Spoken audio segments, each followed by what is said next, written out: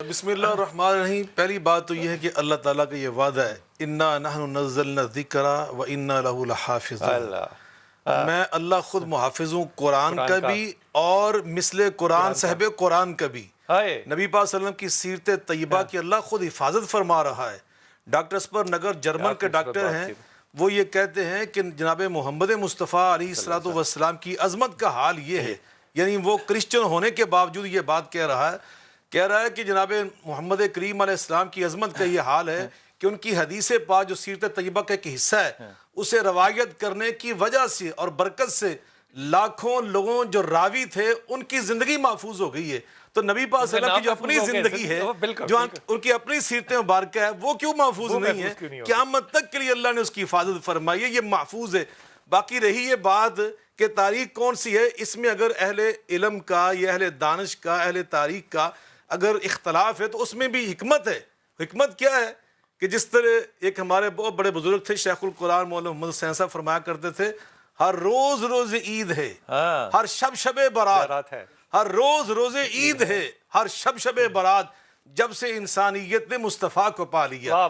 نبی پاک صلی اللہ علیہ وسلم کی نسبت جلیلہ اور آپ کی دنیا میں آمد اور تشریف آوری اور آپ کی سیرت مبارکہ کا ہر پہلو اور آپ کا ہر معجزہ وہ اس قابل اور لائق ہے کہ اس کی برکت سے ہمارا ہر دن اللہ نے عید کا دن بنا دیا, خوشیوں کا دن بنا دیا ہے. تو جناب محمد کریم علیہ السلام جو ہماری نسبت ہے یہ کوئی معمولی نسبت نہیں ہے. اور معراج مصطفیٰ آپ نے بڑا خوبصورت جملہ ارشاد فرمایا, یہ تو نبی پاک صلی اللہ علیہ وسلم کے معجزات میں بھی شاہکار ہے اور کمال ہے. سبحان الذی اسریٰ بعبدہ لیلا من المسجد الحرام الى المسجد الاقصى الذي باركنا حوله لنريه من آیاتنا انه هو السمیع البصیر. تو اللہ تعالیٰ خود قرآن فرماتے ہیں لقد رأى من آیاته الکبریٰ.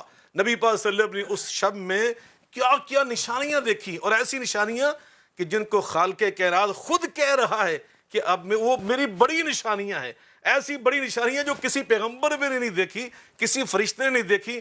اللہ نے وہ نشانیاں اپنے محبوب کو وہاں بلا کر فَكَانَ قَابَ قَوْسَيْنِ أَوْ أَدْنَىٰ فَأَوْحَىٰ إِلَىٰ عَبْدِهِ مَا أَوْحَىٰ. کعبہ قوسین کی منزلوں پہ لے جا کر بلال بھائی جہاں آج تک کوئی جا ہی نہ سکا, جہاں کوئی پہنچ ہی نہیں سکے گا, اس مقام پہ بلا کر اللہ فرما رہے فَأَوْحَىٰ إِلَىٰ عَبْدِهِ ما اوہا, میں نے اپنے پھر پیارے پر جو وہاں پہ راز و نیاز کی باتیں کی ہیں نا وہ میں جانتا ہوں, یہ میرا مصطفیٰ جانتا ہے. تو اس مقام پہ بلا کر نبی کریم علیہ السلام کو اللہ تعالیٰ نے جی شاہ جی یہ اختلافی پہلو کیوں نوٹ نکلنے شروع ہو گئے ہیں؟ میں یہ سمجھتا ہوں کہ جیسے میں نے عرض کیا کہ اس میں حکمت یہ ہے کہ جیسے نبی پاک صلی اللہ علیہ وسلم جیسے پیدائش ہے 12 ہے, 12 سے 17 تک چلتی ہے, سارے دن منانے والے ہیں. جی یہ اس میں ہے, شبیں ہیں, پورا سال ہی ہمارے لیے اس طرح اللہ نے بنا دیا ہے شروع رمضان کی کوئی یہ سمجھ کے کہہ رہا ہے, وہ یہ سمجھ کے کہہ رہا ہے, تو سارا دن سارا سال ہی ہمارا خوشیوں کا سال ہے. آپ نبی پاک سے اپنی نسبت کو کوئی معمولی نسبت نہ سمجھے, جوڑ کر رکھیں. آپ کی اس سیرت مبارکہ کی نسبت کا ہم پہ جو تقاضا ہے نا وہ یہ ہم کثرت سے آپ پر دروشی پڑھیں. اللہم صلی علی محمد وعلی محمد. میں اگر یہ کہوں کہ یہ مثال دینا کہ 4 اگر سنتیں ہیں تو میں 5 پڑھوں تو زیادہ 4 سنتیں اگر ہیں تو وہ سنت 4 ہے نا, اب فرض 5 تو نہیں کر سکتے, اگر وہ 4 ہے تو یہ جس نے مثال دیا اس سے معافی مانگی جا سکتی ہے اور کیا کیا جا سکتا ہے. یقیناً نبی پاک علیہ الصلوۃ والسلام کے لیے ہم اگر آپ کی سیرت مبارکہ پہ بات کریں نا تو اس میں اللہ نے خود ہمیں فرمایا بڑے آداب کو ملحوظ رکھ کر فرمایا لا ترفعوا اصواتکم فوق صوت النبی ولا تجہروا له بالقول كجہر بعضکم لبعض ان تحبط اعمالکم وانتم لا تشعرون. ادب پہلا کرینہ ہے محبت کے کرینوں میں. نبی پاک صلی اللہ علیہ وسلم کی محبت کے جو تقاضے ہیں ان میں سب سے بڑا تقاضا آپ کا ادب. آپ کے بارے میں جب بات کی جائے تو سچی بات ہے بہت سوچ سمجھ کر آداب کو ملحوظ رکھ کر نبی پاک صلی اللہ علیہ وسلم کے احترام کے تقاضوں کو بجا لا کر. میں ایک جملہ کہہ دوں انتہائی ادب کے ساتھ, یہ جب آداب کے جو تقاضے ہیں نا ان کے اندر اگر عقل کے تقاضے داخل ہونے لگ جائیں نا تو ادب کا تقاضا ختم ہو جاتا ہے. اپنے علم کے تقاضے کو الگ سے رکھنا یہ بڑا ہی ضروری ہے. اسی لیے وہ جو روڑے تھے نا وہ کون ڈالتا تھا اپنے منہ میں کہ میری زبان اونچی نہ ہو جائے, حالانکہ کبھی نہیں ہوئی, لیکن احتیاط جو ہے وہ کرنی کتنی ضروری ہے. حضور اس میں 2 جو معراج ہیں, ایک اسراء کا معراج جو ہے مسجد اقصیٰ تک. اب مسجد اقصیٰ میں تمام انبیاء کی امامت فرمائی, ٹھیک ہے جی. ایسے ہی. اب یہ ایک نشانی اور ایک بہت بڑی مثال دی. اب اگر آپ اس مسجد کو جا کے دیکھیں تو اس مسجد کے اندر تو 150 آدمی نہیں آ سکتا, 1.25 لاکھ یا 1,24,000 کہاں سے آنے؟ یہ اللہ کے معجزے عقل میں آتے ہیں؟ نہیں آتے ہیں. بہت خوبصورت بات. اب یہ جو پیغام ہے وہاں لے جا کے انبیاء کو پیچھے کھڑا کر کے امتی بنا کر, اگر میں اجازت سے کہہ سکوں, اور ان کی امامت کرنا, کوئی پیغام بھی تو ہے جو نبی بہت بڑا پیغام ہے. سب سے پہلا پیغام یہ ہے کہ نبی پاک صلی اللہ علیہ وسلم کا جو آپ نے لفظ بولا مقام مصطفیٰ, مقام رسالت مصطفیٰ صلی اللہ علیہ وسلم, اللہ نے اس کو واضح فرمایا کہ 1 لاکھ اور کئی ہزار انبیاء علیہ السلام بطور مقتدی کھڑے ہیں اور بطور امام. آپ خود فرماتے قدمنی جبریل حتیٰ اممتہم, میرا ہاتھ پکڑ کر جبریل نے مجھے امامت کے مصلی پہ کھڑا کیا, میں نے بطور امام وہاں پہ نماز پڑھائی. دوسری بات, نبی پاک صلی اللہ علیہ وسلم کے دادا جان ابراہیم علیہ السلام کی جو وراثت تھی نا, وہ وراثت 2 حصوں میں تقسیم ہوئی تھی. ایک بیٹے اسماعیل تھے, دوسرے بیٹے اسحاق تھے. اسماعیل علیہ السلام پھر آگے ان کی بڑی اسماعیل اولاد کو وہ بیت اللہ کی امامت کا مصلی ملا وراثت میں, بیت المقدس کی امامت کا مصلی بنی اسحاق بنی اسرائیل کو ملا. اللہ نے آج اسماعیل کو اٹھا کر بیت اللہ کے مصلی سے لے جا کے بیت المقدس کے مصلی پہ کھڑا کر کے یہ پیغام دیا ہے کہ ابراہیم کی خلیل اللہ کی وراثت کی تقسیم آج کے بعد ختم ہو چکی ہے. دونوں حصے اکٹھے کر کے, دونوں حصے جمع کر کے ہم نے اپنے محبوب کے دامن میں ڈال کر یہ اعلان کر دیا انا اعطیناک الکوثر, ہم نے ساری خیرات کو عطا کر دی. تو یہ آپ امام القبلتین بن گئے, نبی الحرمین بن گئے. دونوں سے ہماری نسبت ہے, بیت اللہ سے بھی, بیت المقدس سے بھی. کچھ تو فرمائیے.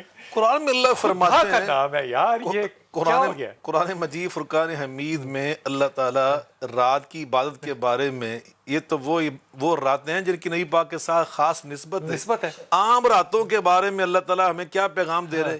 یا ایھا المزمل قم اللیل الا قلیلا نصفہ او انقص منہ قلیلا او زد علیہ ورتل القرآن ترتیلا.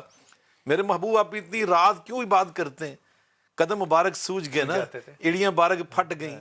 ام المؤمنین حضرت عائشہ رضی اللہ عنہ فرماتی ہیں لما تصنع ھذا یا رسول اللہ صلی اللہ علیہ وسلم وقد غفر اللہ لک ما تقدم من ذنبک وما تأخر. آپ معصوم, آپ نبیوں کے سردار کائنات کے امام, تو آقا فرماتے ہیں افلا احب ان اکون عبدا شکورا, جس اللہ نے مجھے در یتیم سے اٹھا کر سراج منیر بنایا, کیا میں اس کا شکر گزار نہ بنوں؟ اب اندازہ لگائیے نبی پاک صلی اللہ علیہ وسلم اللہ کے سامنے اتنا جھکے جتنا کوئی جھک نہ سکا.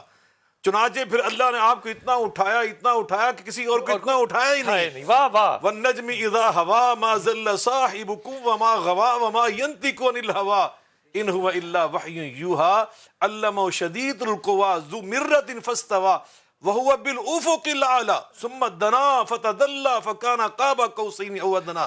تو اللہ پاک نبی پاک کو سب سے بلند کر کے ہمیں کیا پیغام دیا؟ بھائی رات کو اللہ سے عبادت کرنی چاہیے, دعائیں کرنی چاہیے, نفل پڑھنے چاہیے, تہجد پڑھنے چاہیے, وتر پڑھنے چاہیے. اللہ آوازیں دے رہا ہے حل من مستغفر فاغفر له, حل من مسترزق فارزق له, حل من سائل فاعطیہ.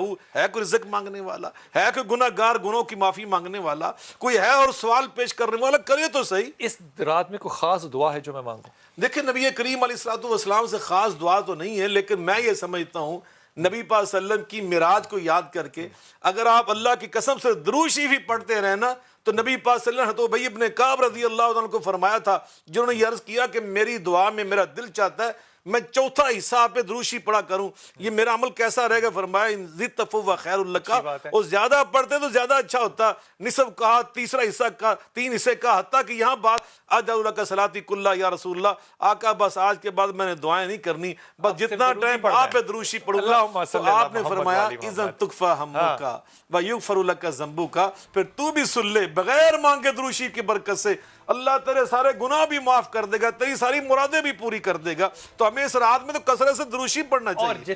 شاہ جی دیکھیں یہ نفلی روزے ہیں, نفل ہے. نبی کریم علیہ السلام سے ہر ماہ میں 3 جو چاند کے حساب سے ہیں 13واں 14واں 15واں وہ روزے رکھنے ایام البیس کے. پھر اسی طرح ہر ہفتے میں نبی پاک صلی اللہ علیہ وسلم کی جو یوم ولادت ہے پیر کا دن اور جمعرات کا دن, یہ نبی پاک ثابت ہے. تو نفلی روزے تو رکھنے چاہیے, نبی پاک صلی اللہ علیہ وسلم کی سنت مبارکہ ہے. اس کو روزے کی نیت سے ہی رکھنا, انٹرمیٹنگ فاسٹنگ کے اندر نیت سے نہیں رکھنا. بالکل, بڑی خوبصورت بات کہ انما الاعمال بالنیات, جس نیت سے عمل کیا جاتا ہے اسی نیت کے مطابق ہی. حضور اقدس درود میں ایسی کون سی عبادت ہے جو درود پڑھنا چاہیے؟ اللہ اکبر. درود شریف میں محدثین کرام فرماتے ہیں ایک بار درود شریف پڑھنے سے مسلمان کو 123 فوائد اور ثمرات اور اجر و ثواب ملتے ہیں. 123 انہیں گنتی کر کے، اور سارے قرآن پاک میں اور حدیث پاک میں ثابت ہے. ان میں سب سے پہلی بات یہ کہ جب ہم کہتے ہیں اللہم صلی علی محمد و علی آل محمد آخر تک، تو دیکھیے سب سے پہلے تو یہ ذکر الہی ہے. اللہم، یہ وہ ذکر ہے جو اللہ کر رہا ہے. ہم اللہ کا ذکر کر رہے ہیں اور اللہ سے عرض کر رہے ہیں کہ ہم اپنی، اللہ ہمیں فرما رہا ہے صلو علیہ وسلم تسلیما، میرے مومن بندو میرے محبوب پہ درود شریف بھیجو. اور ہم دعا میں پھر یہ کہہ دیتے ہیں اللہم صلی علی محمد. وہ اس لیے ہم کہتے ہیں کہ نبی پاک صلی اللہ علیہ وسلم کی ہم تعریف کا حق ادا نہیں کر سکتے. ہم جتنی بھی تعریف کر لیں، جتنی بھی کر لیں، رسول اللہ صلی اللہ علیہ وسلم کی تعریف، آپ کی نعت پڑھ لیں، آپ کے اوصاف بیان کر لیں، حق ادا نہیں کر سکتے. جیسے غالب نے کہا تھا غالب ثنائے خواجہ بیزدان گذاشتیم کہ آن ذات پا مرتبہ دان محمد است. ایک شاعر کہتے ہیں عظیم الشان ہے شان محمد، عظیم الشان ہے. اور یہ پتہ کون ہے؟ یہ ہندو شاعر ہے چودھری دلو رام کوسری. یہ مسلمان شاعر نہیں. کہتا ہے عظیم الشان ہے شان محمد، خود خدا ہے مرتبہ دان محمد. واہ واہ واہ واہ واہ واہ، خود خدا ہے مرتبہ دان محمد. واہ واہ واہ. اور مجھے اجاز رحمانی بھی یاد ہے، وہ کہتے ہیں کہ حمد خدا کے لیے مصطفیٰ چاہیے. حمد خدا، احمد جو ہے سپرلیٹو ڈگری حمد میں سب سے بڑھ کر حمد پڑھنے والا. حمد خدا کے لیے مصطفیٰ چاہیے، نعت خیر البشر کو خدا چاہیے. واہ واہ واہ واہ واہ واہ.